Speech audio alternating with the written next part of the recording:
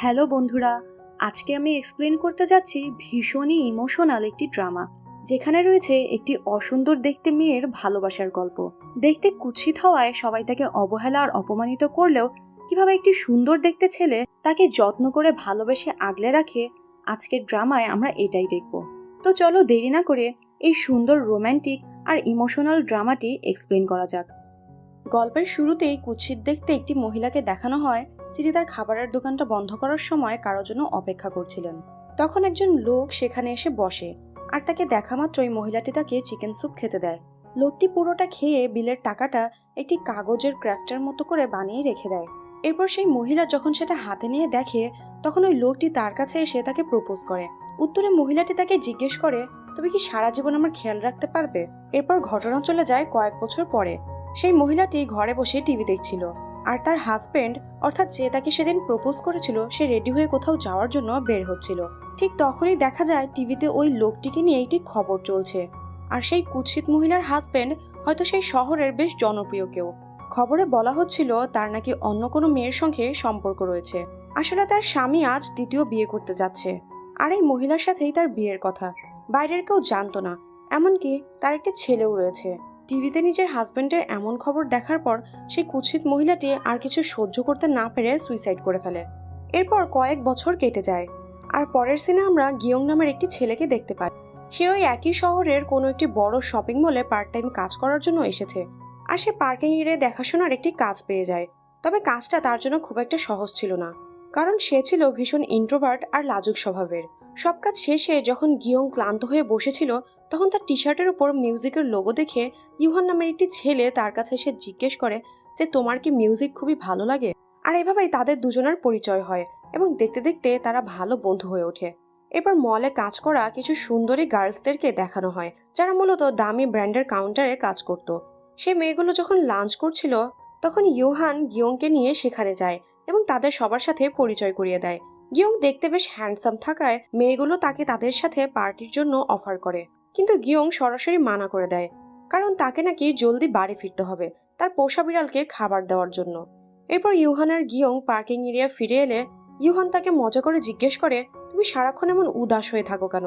তোমার কি কোনো অসুস্থতা আছে নাকি? ইয়ং এর কোনো উত্তর না দিয়ে ইউহানের কাছ থেকে একটি স্কেটবোর্ড চেয়ে নেয়। এরপর সে গান শুনতে শুনতে পুরো মলে ঘুরে বেড়াতে থাকে। আর এভাবে স্কেট করতে করতে সে একসময় স্টোরেজ রুমের ভেতরে ঢুকে যায়। সেখানে সে একটি মেয়েকে দাঁড়িয়ে থাকতে দেখে। মেয়েটি দেখতে খুব সুন্দরী ছিল না, তবুও তাকে দেখে গিয়ং এর মনে এক অদ্ভুত রকমের অনুভূতির সৃষ্টি হয়। গিয়ং মেয়েটিকে হাতের ইশারায় হ্যালো বলে, কিন্তু মেয়েটি তার কোনো জবাব না দিয়েই সেখান থেকে চলে যায়। এরপর গিয়ং ফিরে এসে ইউহানকে জিজ্ঞেস করে বেসমেন্টের ওই মেয়েটি আসলে কে। ইউহান তাকে বলে, তুমিও কি সেই কুৎসিত মেয়েটিকে দেখে ভয় পেয়ে গেলে নাকি? ভয় পাওয়ার কিছু নেই, আসলে মেয়েটি দেখতে ডাইনির মতো হলেও সে খুবই ভালো মনের মানুষ। এমনকি সে ইন্টারভিউতেও টপ স্কোর করেছিল, তবে সে একটু ইনোসেন্ট টাইপের হওয়ায় সবাই তাকে দিয়ে অতিরিক্ত কাজ করিয়ে নেয়, অর্থাৎ তার সরলতার সুযোগ নেয়। এসব শুনে গিয়ং এর ওই মেয়েটির প্রতি আরো আগ্রহ বাড়তে থাকে, আর সে ওই মেয়েটিকে ফলো করতে শুরু করে। মেয়েটির নাম ছিল মিজং। একদিন দেখা যায় মিজং খুব সুন্দর করে ফ্লোর পরিষ্কার করছিল, তখন গিয়ং এসে সেখানে তাকে সাহায্য করে। এরপর শিফট শেষ হওয়ার পর গিয়ং দেখে মিজং বৃষ্টিতে ভিজতে ভিজতে বাড়ি ফিরছে। ঠিক সেই সময় ইউহান সেখানে এসে গিয়ংকে বিয়ার খাওয়ার জন্য অফার করে। এরপর তারা দুজন একটি রেস্টুরেন্টে আসে। এই জায়গাটা ইউহানের খুবই প্রিয় ছিল, সেখানে নিয়মিতই আসতো। ইউহান গিয়ংকে বলে, আমি লক্ষ্য করেছি তুমি মিজংকে বারবার দেখছো, তুমি কি ওকে পছন্দ করো? উত্তরে গিয়ং বলে, আসলে মেয়েটার উপর আমার খুব মায়া হয়। তখন ইউহান বলে ওঠে, আমি তোমার মতো ছেলেদের খুব ভালো করে চিনি, তোমরা আগে সহানুভূতি দেখাও আর তারপর সুযোগ বুঝে তাদের হৃদয় ভেঙে দাও। একথা শুনে ইয়ং বলে, আমি মোটেও এরকমের ছেলে নই, আমি শুধু মিজংয়ের সাথে বন্ধুত্ব করতে চাই। তবে ইউহান তাকে বোঝায় যে সে যদি তাকে ভালো না বেসে থাকে তাহলে তার থেকে দূরে থাকাই ভালো, না হলে অযথাই মেয়েটার মন ভাঙবে। পরের দিন মিজংকে অনেকগুলো ব্যাগ নিয়ে হাঁটতে দেখা যায়। এতগুলো ব্যাগ একসঙ্গে নিয়ে যেতে তার ভীষণ কষ্ট হচ্ছিল। এই দেখে কয়েকজন গার্ড তাকে নিয়ে হাসাহাসি করছিল। তখন গিয়ং আবারও তার কাছে ছুটে যায় এবং তাকে মালপত্র টেনে নিয়ে যেতে সাহায্য করে। সেদিন তাদের মলের একটি ফ্লোরে পিয়ানোর মিউজিক শো চলছিল। মিজং সেখানে দাঁড়িয়ে সুরটা এমনভাবে অনুভব করছিল যেন সে নিজেই সেটা বাজাচ্ছে। গিয়ং তার পাশে এসে দাঁড়ায় এবং সেও মিউজিকটা অনুভব করার চেষ্টা করে। এরপর গিয়ং তাকে জিজ্ঞেস করে, তুমি সুরটা কিভাবে জানলে? তখন মিজং জানায় এটাকে বলা হয় পাওয়ানে, যা ক্লাসিক্যাল ডান্সের জন্য তৈরি করা হয়েছে, আর এই সুরটি তার ভীষণ প্রিয়। এরপর ব্রেক টাইমে দুজন হাঁটতে হাঁটতে কথা বলতে থাকে। গিয়ং তাকে নিজের নাম জানায় আর মিজংও তাকে নিজের পরিচয় দেয়। তখনই দেখা যায় কয়েকটা মেয়ে এসে মিজংয়ের চেহারা নিয়ে হাসাহাসি করছিল। এতে মিজং খুব আঘাত পেয়ে সেখান থেকে কাঁদতে কাঁদতে চলে যায়। তখন ইউহান এসে গিয়ংকে বলে, আমি বলেছিলাম না যে ওর আশেপাশে তুমি ঘুরবে না? তোমার মতো একজন হ্যান্ডসাম ছেলে এমন মেয়ের সাথে ঘুরলে সবাই তো হাসাহাসি করবে, এটা স্বাভাবিক ব্যাপার। আর এতে শেষ পর্যন্ত মিজংয়ের মনটাই ভেঙে যাবে। এরপর রাতের বেলা পার্টি করতে তারা একটি ক্লাবে আসে, যেখানে সেই মলে কাজ করা সুন্দরী মেয়েগুলোও এসেছিল। কিন্তু গিয়ংয়ের মাথায় তখন শুধু মিজংয়ের চিন্তায় ঘুরপাক খাচ্ছিল।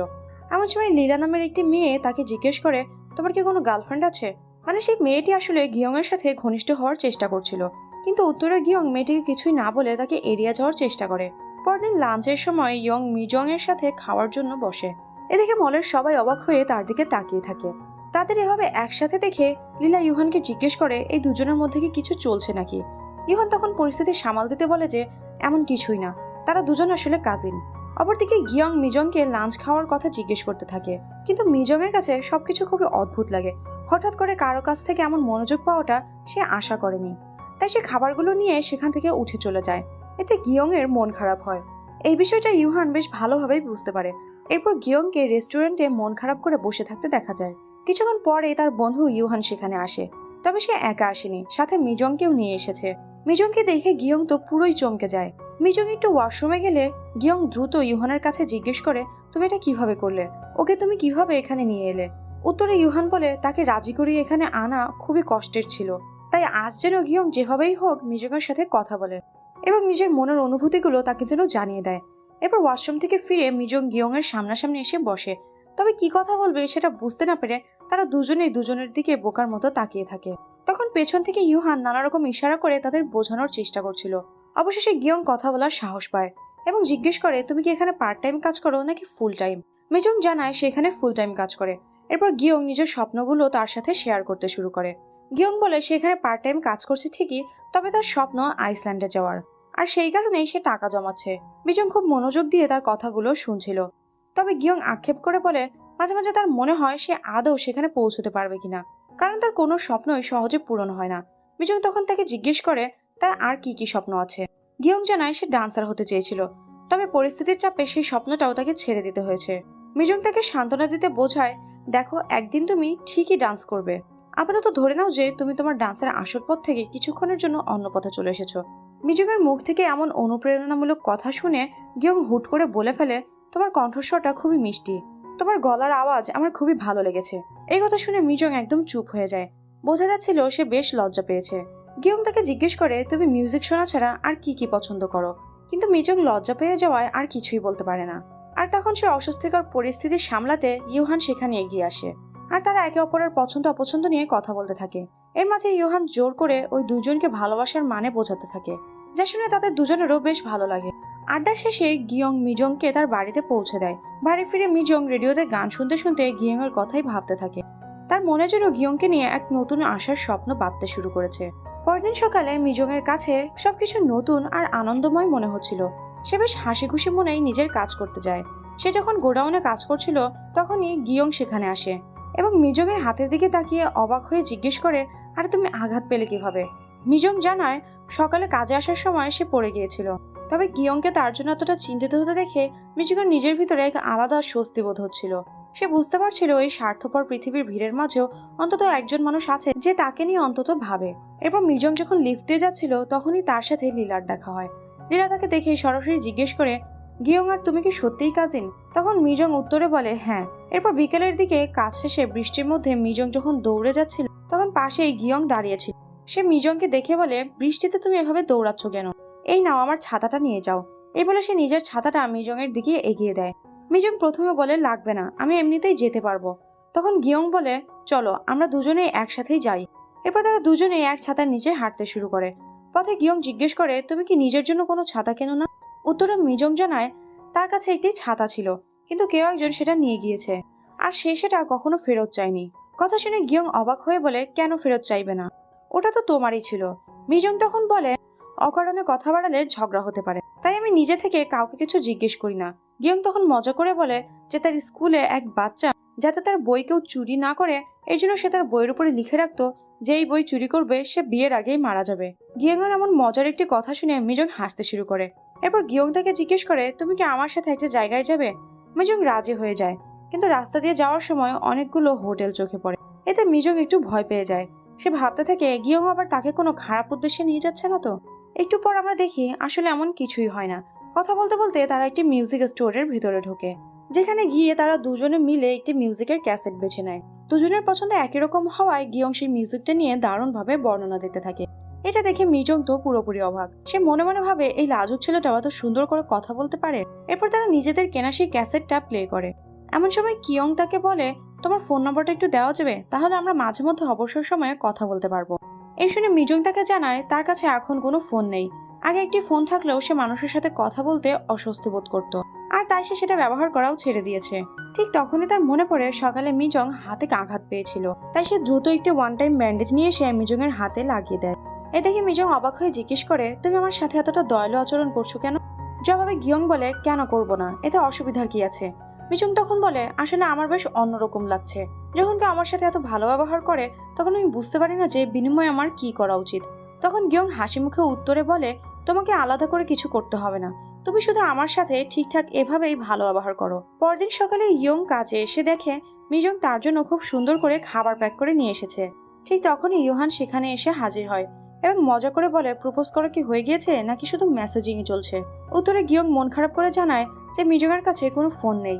এই সময় ইউহান তাদের কাজের জন্য ব্যবহৃত একটি ওয়াকি টকির মতো ডিভাইস বের করে দেয় এবং বলে, এটাতে 17 নম্বর টিপলে তোমরা দুজনেই এই দুই ডিভাইস দিয়ে একাই কথা বলতে পারবে, আর এই কথাগুলো অন্য কোনো ডিভাইসে শোনা যাবে না। এরপর গিয়ং মিজংকে একটি ওয়াকি টকি দিয়ে বুঝিয়ে বলে যে এখানে 17 নম্বর বাটনটা চাপলে শুধু তারা দুজনেই কথা বলতে পারবে। এভাবে তারা একে অপরের সাথে কথা বলা শুরু করে, আর ধীরে ধীরে তাদের দুজনের বন্ধুত্ব গভীর হতে থাকে। আর এই সবকিছুই আবার লীলা নামের সেই মেয়েটি লক্ষ্য করছিল, কারণ সে গিয়ংকে একতরফাভাবে পছন্দ করত। গিয়ং মিজংকে পছন্দ করে এটা বুঝতে পেরে মিজংকে অপমান করার জন্য লীলা সবাইকে রাতের একটি ডিনার পার্টিতে ইনভাইট করে। মিজং, গিয়ং আর তাদের বন্ধু ইউহানও সবাই সময় মতো সেখানে পৌঁছে যায়। আর সুযোগ বুঝে লীলা ও তার বান্ধবীরা মিলে মিজংকে ছোট করে কথা বলতে শুরু করে। তারা বলে, তুমি সবকিছু পরিষ্কার করে গুছিয়ে রাখো আর সব ময়লা সাফ করো বলেই তো অফিসটা এত সুন্দর আর গোছানো থাকে। তারা মূলত প্রশংসার ছলে সবার সামনে মিজংকে নিচু করে কথা বলছিল। তবে গিয়ং এসব একদমই সহ্য করে না। সে সবার সামনে স্পষ্ট করে বলে দেয় মিজং সত্যিই খুব ভালো একটা মেয়ে এবং সে বাকি সবার চেয়ে অনেকটাই আলাদা। গিয়ং আরও বলে, আমারও সরলতা অনেক ভালো লাগে, তার কোনো অহংকার নেই এবং সে কখনো কারো ক্ষতিও করে না। আমি যখন ওর সাথে থাকি তখন নিজেকে অনেক ভালো অনুভব করি। এসব শুনে গিয়ং এর বেখেয়ালি বন্ধু ইউহান হুট করে দৌড়ে এসে তাকে কিস করে বসে। যদিও ওর পেছনে একটি কারণ লুকিয়েছিল, কিন্তু সবার সামনে এমন একটা কাণ্ড ঘটায় পরিস্থিতি খুবই অদ্ভুত হয়ে যায়। পরিবেশটা একদম থমথমে হয়ে যায় এবং সবাই বিষয়টাকে বেশ খারাপভাবে নেয়। বিশেষ করে মিজং, সে গিয়ংকে ভুল বুঝে সেখান থেকে রাগ করে চলে যেতে থাকে। গিয়ং পেছন থেকে তাকে ডেকে ইউহানের আচরণের জন্য ক্ষমা চায়। সে বোঝানোর চেষ্টা করে যে ইউহান এমন ছেলে নয়, সে হয়তো কোনো কারণে এমনটা করেছে। কিন্তু মিজংয়ের রাগের কারণ শুধু এটুকুই ছিল না। মিজং আসলে ভয় পাচ্ছিল যে গিয়ং এর কারণে যদি ওই মেয়েগুলোর সাথে তার সম্পর্ক খারাপ হয়ে যায় তবে সে আর ওই মলে শান্তিতে কাজ করতে পারবে না। তাই সে গিয়ংকে সরাসরি বলে, তুমি তো এখানে পার্ট টাইম কাজ করছো, কয়েকদিন পর ক্যারিয়ার গোছানোর জন্য এখান থেকে চলেও যাবে, কিন্তু আমি এখানে ফুল টাইম কাজ করি, আমাকে তো প্রতিদিনই এদের মুখোমুখি হতে হবে, তাই তুমি তাদের সামনে আমাকে এড়িয়ে চলার চেষ্টা করবে। এই শুনে গিয়ং বলে, আমি সবসময় তোমার পাশেই থাকবো, তোমার কাউকে ভয় পাওয়ার কোনো দরকার নেই। এরপর গিয়ং তাকে আরো বলতে থাকে, তুমি সবসময় মাথা নিচু করে থাকো কেন? তুমি তো কোনো অপরাধ করনি, তাহলে কেন নিজেকে এত ছোট করে রাখো? গিয়ং তাকে শেখায় কিভাবে নিজেকে শক্ত করে চলতে হয়। গিয়ং এর এমন সাহস আর ভরসা পেয়ে মিজংয়ের সব রাগ একদম গলে যায়। এরপর মিজংয়ের বাস চলে এলে সে গিয়ংকে হাসি মুখে বিদায় জানিয়ে বাড়ির পথে রওনা দেয়। এর পরের দিন দেখা যায় মিজং কাজে আসেনি, ফলে গিয়ং এর কাজে বিন্দু মাত্র মন বসছিল না। সে যখন তার বন্ধুর সাথে বসেছিল তখন ইউহান লক্ষ্য করে সেই সেলস গার্লরাও গিয়ং এর দিকে তাকিয়ে আছে। ইউহান সেই মেয়েদেরকে আরো অস্বস্তি বোধ করানোর জন্য গিয়ংকে খাইয়ে দেওয়ার অভিনয় করতে থাকে, যেন তারা ভাবে গিয়ং আর ইউহানের মধ্যে সত্যিই কিছু রয়েছে। এতে মেয়েগুলোর গিয়ং এর প্রতি আগ্রহ কমলেও গিয়ং বন্ধুর এই আচরণে ভীষণ রাগ হয়। তবে ইউহান তাকে শান্ত করে বুঝিয়ে বলে যে তার এমন আচরণের কারণে ওই মেয়েগুলো আর তাকে ডিস্টার্ব করতে আসবে না। এরপর রাতে ডান্স প্র্যাকটিস করতে গিয়ে গিয়ং ফ্লোরে ঘুমিয়ে পড়ে। ঠিক সেই সময় মিজংয়ের একটি কল আসে। মিজং জানায় কিছু জরুরি ঝামেলার কারণে তাকে শহরে যেতে হয়েছিল, তাই সে আজ কাজে আসতে পারেনি। সারাদিন পর মিজংয়ের গলার আওয়াজ শুনে গিয়ং এর চোখে পানি চলে আসে। গিয়ং তখন কান্না করতে শুরু করে আর অভিমানী সুরে বলে, তুমি কাল রাতেই কেন জানিয়ে গেলে না? ইয়ংয়ের এই কান্নার পেছনের আবেগ মিজং অনুভব করতে পারে। সে বুঝতে পারে যে ইয়ং তাকে ঠিক কতটা ভালোবেসে ফেলেছে। তো মিজং আর দেরি না করে বলে, তুমি একটু অপেক্ষা করো, আমি এখনই তোমার কাছে আসছি। এই বলে সে দৌড়াতে দৌড়াতে ইয়ং এর কাছে চলে আসে। সবার চোখে যে মেয়েটা কুৎসিত আর অবহেলিত, গিয়ং এর কাছে সেই মেয়েটাই ছিল তার স্বস্তির কারণ। মিজংকে চোখের সামনে দেখে গিয়ং এর সব কষ্ট এক নিমেষেই দূর হয়ে যায়। এরপর তারা দুজনে একসাথে বসে ডিনার করে সারা রাত গল্প আর আড্ডায় কাটিয়ে দেয়। মিজং এর সাথে থাকলে গিয়ং নিজেকে পৃথিবীর সবচেয়ে সুখী মানুষ মনে করে। তার মনের জমে থাকা সব দীর্ঘ নিঃশ্বাস যেন নিমেষেই গায়েব হয়ে যায়। পরদিন সকালে দেখা যায় দুজনে একসাথে অফিসের উদ্দেশ্যে রওনা দিয়েছে। কিন্তু সারা রাত জেগে গল্প করার কারণে দুজনের চোখেই ছিল ভীষণ ঘুম। তারা বাসে পাশাপাশি বসে একে অপরের কাঁধে মাথা রেখে ঘুমিয়ে ঘুমিয়েই মলে পৌঁছে যায়। এরপর তারা যখন মলে কাজ করছিল তখনও তাদের যোগাযোগ বিচ্ছিন্ন হয়নি। ইয়ং তার বন্ধুর দেওয়া সেই ওয়াকিটকিতে মিজংকে বলে, জানো মিজং, আমার একসময় মনে হতো আমি বোধহয় দুনিয়ার সবচেয়ে আনলাকি মানুষ, কিন্তু তোমার সাথে মেশার পর এখন নিজেকে সবচেয়ে লাকি মনে হয়। এরপর আর দেরি না করে গিয়ং তার মনের সবটুকু আবেগ দিয়ে বলে ফেলে, আমি সত্যি তোমাকে অনেক ভালোবাসি। কথা শুনে মিজং এক মুহূর্তের জন্য স্তব্ধ হয়ে যায়। সে নিজেও তো গিয়ংকে পাগলের মতো ভালোবেসে ফেলেছে, তাই সেও আজ দ্বিধা না করে সাহস করে গিয়ংকে তার ভালোবাসার কথা বলে দেয়। তবে ঠিক তখনই ঘটে যায় একটি অদ্ভুত ঘটনা। কথা বলার সময় তারা দুজনে একটি ভুল করে ফেলেছিল। ইউহান বলেছিল তারা যখন কথা বলবে তখন যেন 17 নম্বর বাটনটি চেপে কথা বলে, কিন্তু তারা দুজনেই সেটি করতে ভুলে যাওয়ায় তাদের এই মনের সব গোপন কথা অফিসের প্রতিটি স্টাফদের কাছে চলে যায়। মিজং যখন গিয়ংকে হ্যাঁ বলে তখন অফিসের সব স্টাফ খুশিতে চিৎকার করে ওঠে। শুধুমাত্র লীলা এই ব্যাপারটা কিছুতেই মেনে নিতে পারছিল না। হিংসায় তার ভেতরটা যেন জ্বলে যাচ্ছিল। পুরো মলে তাদের সম্পর্কের কথা জেনে যাওয়ায় দুজনের বেশ অস্বস্তি লাগতে শুরু করে, কিন্তু তাদের ভালোবাসার কাছে সেই লজ্জা যেন হার মেনে যায়। এরপর রাতের বেলা গিয়ং মিজংয়ের কাছে দুঃখ প্রকাশ করে, কারণ তার অসাবধানতার কারণেই আজ তাদের কথা পুরো মলের সবাই জেনে গিয়েছে। এই শুনে মিজং থেকে শান্ত করে বলে, এখানে তোমার কোনো দোষ নেই। আসলে আমরা যাই করি না কেন আমাদের নিয়ে মজা করার মতো মানুষ সবসময়ই থাকবে। এ বলে সে গিয়ংকে সান্ত্বনা দেয়। এরপর দুজনে মন হালকা করার জন্য সেখানে ব্যাডমিন্টন খেলতে থাকে। অপরদিকে ইউহানকে সেই রেস্টুরেন্টের মালিকের সাথে বসে গল্প করতে দেখা যায়। ইউহান খুবই করুণ সুরে বলছিল, সব সিন্ড্রেলার গল্পের শেষটাই কিন্তু সুখের হয় না।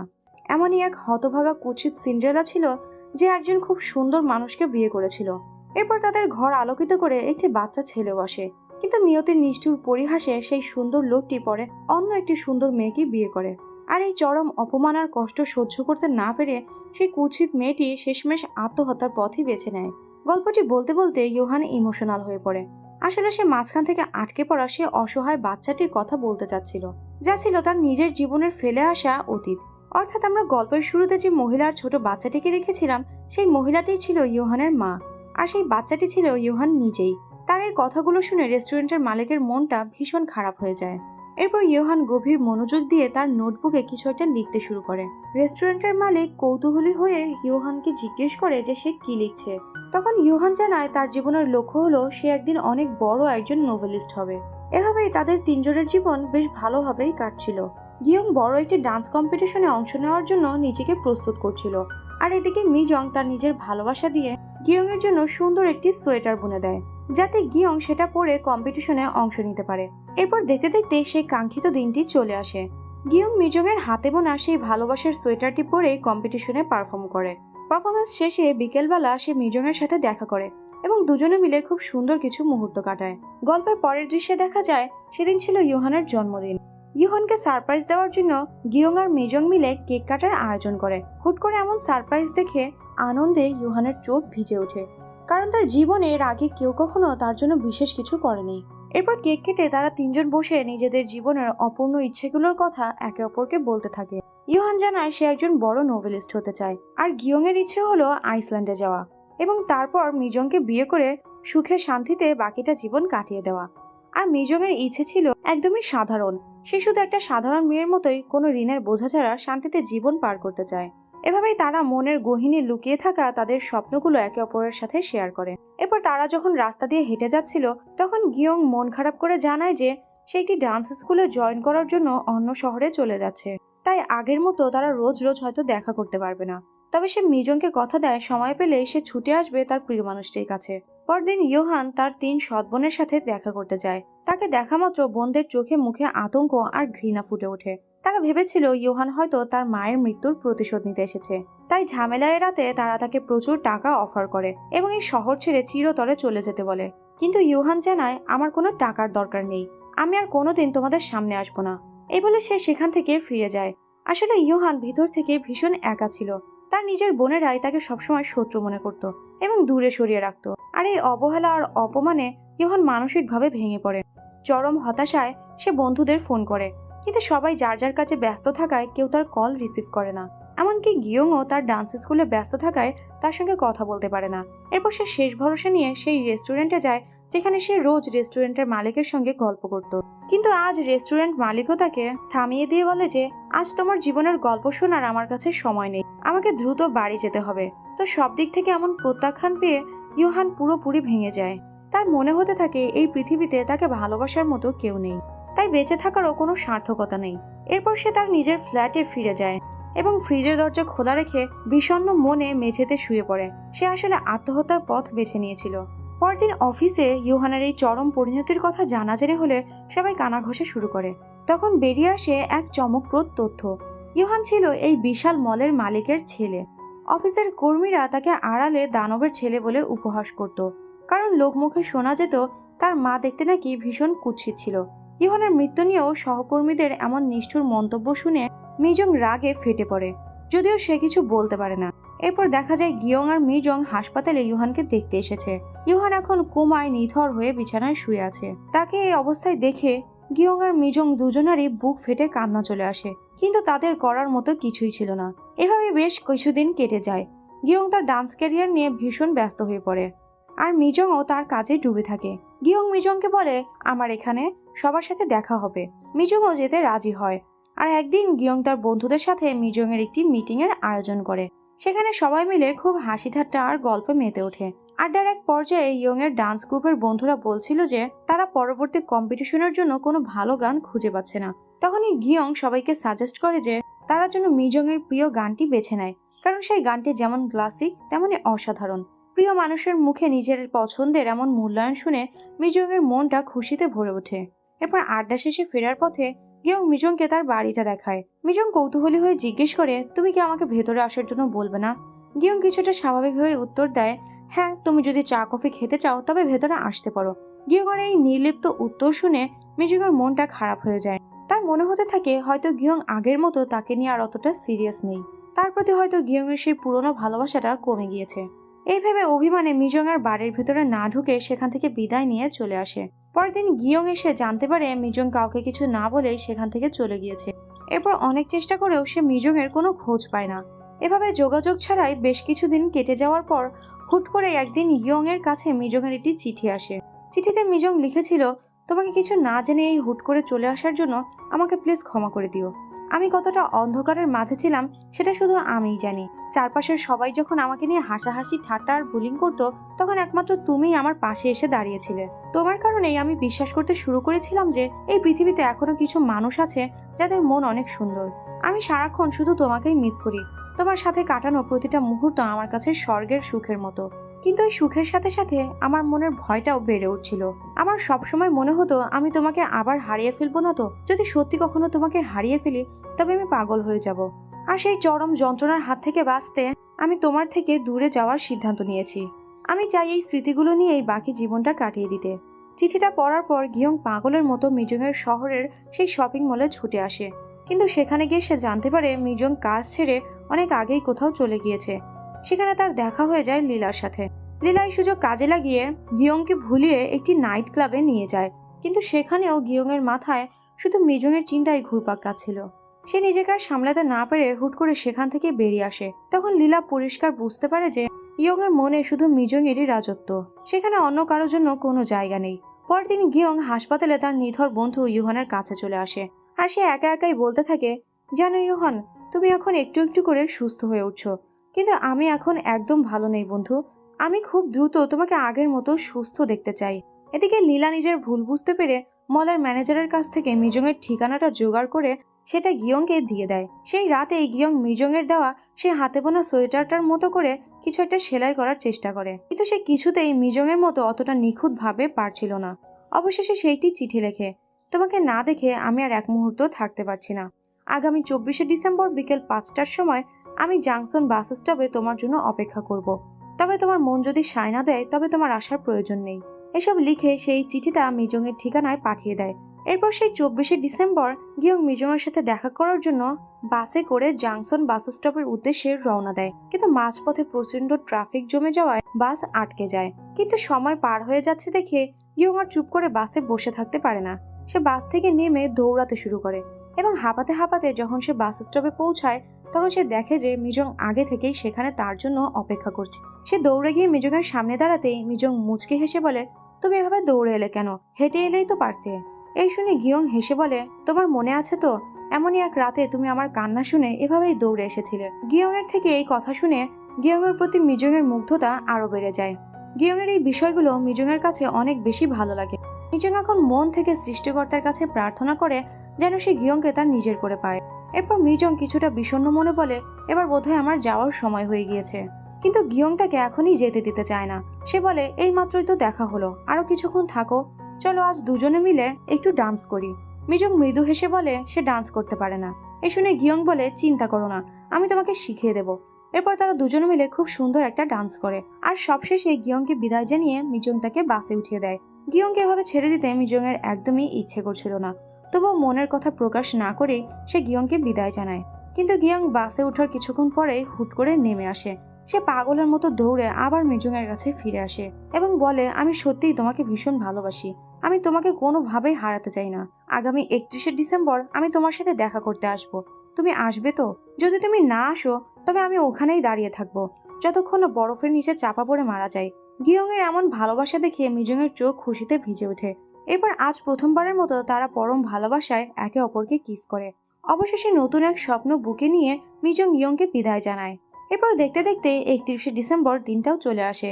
মিজং ইয়ং এর জন্য নির্দিষ্ট জায়গায় অপেক্ষা করতে থাকে। কিন্তু অনেক সময় পেরিয়ে গেলেও ইয়ং এর দেখা মেলে না। দুপুর গড়িয়ে বিকাল হয়ে সন্ধ্যা নামে। মিজং যেখানে অপেক্ষা করছিল সেখানে বরফের তৈরি একটি পুতুলও ছিল। দীর্ঘ অপেক্ষার প্রহরে সেই পুতুলটাও গলে জলে পরিণত হয়, কিন্তু গিয়ং ফিরে আসে না। এক বুক হাহাকার আর অনিশ্চয়তা নিয়ে মিজং এর সেই অপেক্ষা যেন অন্তহীন হয়ে দাঁড়ায়। গল্পের দৃশ্য এবার সরাসরি 5 বছর পর চলে আসে। দেখা যায় দীর্ঘকোমা কাটিয়ে ইয়োহান এখন সম্পূর্ণ সুস্থ। শুধু সুস্থই নয়, সে তার দীর্ঘ জীবনের স্বপ্ন পূরণ করে আজ দেশের একজন নামকরা নোবেলিস্ট। তার লেখা নতুন উপন্যাসটি রিলিজ হওয়ার পর দারুণ হিট হয়। এই অভাবনীয় সাফল্যের কারণে একটি টিভি চ্যানেলে তার ইন্টারভিউর আয়োজন করা হয়। সেখানে উপস্থাপক তাকে জিজ্ঞেস করে, এই অসাধারণ বইটি লেখার অনুপ্রেরণা আপনি কোথায় পেলেন? জবাবে ইয়োহান কিছুটা ইমোশনাল হয়ে বলে, এই বইটি আসলে আমার প্রিয় 2 বন্ধুর জীবনের গল্প নিয়ে লেখা। শুধুমাত্র তাদের জন্যই আমি আজ এই বইটি সম্পূর্ণ করতে পেরেছি। তখন উপস্থাপক কৌতূহলী হয়ে আবার জিজ্ঞেস করে, না সেই 2 বন্ধু এখন কেমন আছে? ইয়োহান তৃপ্তির হাসি হেসে উত্তর দেয়, তারা দুজন এখন খুব ভালো আছে এবং তারা নিজেদের পৃথিবীতে ভীষণ সুখী। এরপর আমাদের মিজংকে দেখানো হয় সে এখন বাচ্চাদের পিয়ানো শেখায়। একদিন সে ইয়োহানের লেখা সেই আলোচিত বইটি হাতে পায়। বইটির শেষ পৃষ্ঠার দিকে যেতে যেতে সে ভীষণ মনোযোগ দিয়ে পড়তে থাকে। সেখানে লেখা ছিল সে 31শে ডিসেম্বর দেখা করার কথা বলে গিয়ং যখন বাসে চেপে রওনা হয়েছিল তখন পথেই তার এক ভয়াবহ অ্যাক্সিডেন্ট হয়। সেই দুর্ঘটনায় গিয়ং তার অতীতের সব স্মৃতি হারিয়ে ফেলে। মিজং যেখানে তার জন্য অপেক্ষা করছিল সেই জায়গাটি পার হওয়ার সময়ও গিয়ং এর কিছুই মনে পড়েনি। তবে ঠিক সেখানে একটি পিয়ানো কনসার্টের পোস্টার ছিল। পিয়ানো গিয়ং এর খুব পছন্দ হওয়ায় সে সেই সুর দেখতে ভিতরে চলে যায়। সেখানে গিয়ে ঠিক মিজং এর মতো করে হাওয়ায় হাত নেড়ে পিয়ানোর অনুভূতিটা গিয়ং উপভোগ করতে থাকে। এভাবে হাত নাড়াতে নাড়াতে যখন সে পিছনে ফিরে তাকায় তো দেখে ঠিক তার উল্টো দিকে মিজং বসে আছে। দুজনে একে অপরের দিকে তাকালে গিয়ং এর ধূসর সৃষ্টিগুলো একে একে ফিরে আসতে শুরু করে। দুজনেই তখন একটু করে মৃদু হাসে। ধীরে ধীরে গিয়ং এর সবকিছু মনে পড়ে যায় এবং তাদের জীবন দারুণ সুখে গড়তে থাকে। তারা দুজন মিলে সেই স্বপ্নের আইসল্যান্ডেও ঘুরতে যায় এবং এভাবে তাদের ভালোবাসা খুব সুন্দর একটি পরিণতির দিকে এগিয়ে যাচ্ছে। ঠিক এমনটা লিখেই ইয়োহান বইটির গল্প শেষ করেছিল। কিন্তু বইয়ের পাতা আর বাস্তবের গল্পের মধ্যে ছিল আকাশ পাতাল তফাৎ। এতক্ষণ আমরা যা দেখলাম তা ছিল ইয়োহানের কল্পনায় সাজানো এক সুন্দর সমাপ্তি। বাস্তবে বইটা পড়া শেষ হওয়ার পর মিজংয়ের মনটা ভীষণ বিষণ্ণ হয়ে ওঠে। ঠিক এমন সময় ইয়োহানের কাছ থেকে মিজংয়ের ফোনে একটি কল আসে। ইয়োহান খুব খুশি মনে জিজ্ঞেস করে, বইটি পড়েছিলে? দারুণ একটা হ্যাপি এন্ডিং ছিল, তাই না? মিজং নিজের কান্না চেপে কোনো মতে হেসে উত্তর দেয়, হ্যাঁ, খুব সুন্দর একটা হ্যাপি এন্ডিং দিয়েছ, আমার এটাই পছন্দ হয়েছে, আমিও তো ঠিক এমনটাই চেয়েছিলাম। এটুকু বলার পর মিজং আর কোনো কথা বলতে পারে না। তার গলার শব্দ যেন একদম স্তব্ধ হয়ে যায়। তখনই দেখানো হয় সেদিন আসলে ঠিক কি ঘটেছিল। বাস্তবে সেই ভয়াবহ অ্যাক্সিডেন্টেই গিয়ং মারা গিয়েছিল। দেখা যায় গিয়ং এর সমাধির সামনে দাঁড়িয়ে মিজং অঝরে কাঁদছে। সে কাঁদতে কাঁদতে বলে, জানো গিয়ং, আমার নিজের উপর বড্ড রাগ হয়। সেদিন যদি আমি তোমাকে যেতে বাধা দিতাম, তবে আজ তুমি আমার পাশেই থাকতে। আমরা নিশ্চয়ই অনেক সুখী হতাম, কিন্তু আমি তোমাকে ধরে রাখতে পারলাম না। এই বলে মিজং কান্নায় ভেঙে পড়ে। এরপর সে ইয়োহানের সাথে দেখা করতে আসে। মিজং এর মনে তখন গিয়ং এর স্মৃতিগুলো হাহাকার করে উঠছিল। সে মনে মনে বলে, তুমি আমার অন্ধকারে ঘেরা জীবনে এক আলোর ছোঁয়া নিয়ে এসেছিলে। এই চিন্তাগুলো মিজং এর ভেতরটাকে দুমড়ে মুচড়ে দিচ্ছিল। ইয়োহানের অবস্থাও মিজং এর চেয়ে আলাদা কিছু নয়। সে ভীষণ একাকিত্বে ভুগছিল। তার জীবনের সব থেকে সুন্দর আর রঙিন মুহূর্তগুলো তো এই গিয়ংই তাকে উপহার দিয়েছিল। জীবনে হয়তো আরো অনেক বন্ধু আসবে যাবে, কিন্তু গিয়ং এর মতো নিঃস্বার্থ আর ভালো বন্ধু সে হয়তো আর কোনোদিনও পাবে না। এভাবে মিজং আর ইয়োহানের হৃদয়ে গিয়ং বেঁচে থাকবে তাদের শেষ নিঃশ্বাস পর্যন্ত। আর এখানেই শেষ হয় আজকের এই অসমাপ্ত প্রেমের গল্প। সত্যি বলতে এই গল্পটি কেবল দেখার নয়, বরং মন থেকে অনুভব করার মতো একটি কাহিনী। তোমাদের কাছে এই গল্পটা ঠিক কতটা ভালো লাগলো তা অবশ্যই কমেন্ট করে জানিও। খুব শীঘ্রই আবার তোমাদের সঙ্গে দেখা হবে অন্য কোনো গল্পে। ততক্ষণ পর্যন্ত সবাই ভালো থেকো।